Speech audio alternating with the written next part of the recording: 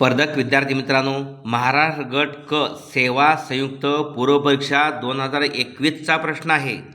साखरेची किंमत 60% वाढली, घरात साखर किती टक्के कमी वापरावी म्हणजे खर्चात वाढ होणार नाही?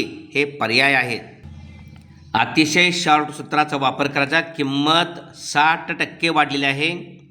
किती टक्के वापर कमी करावा? वाढ भागिले 100 अधिक वाढ गुणिले 100. वाढ 60 भागिले 100 अधिक वाढ 60 गुणिले 100.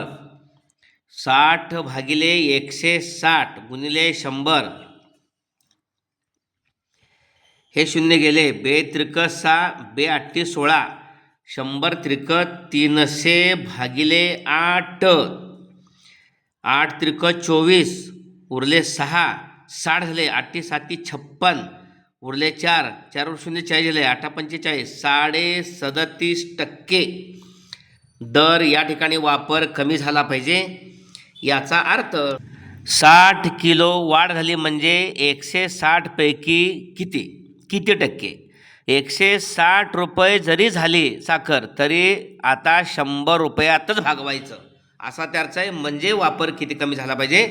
37.5% वापर कमी झाला पाहिजे.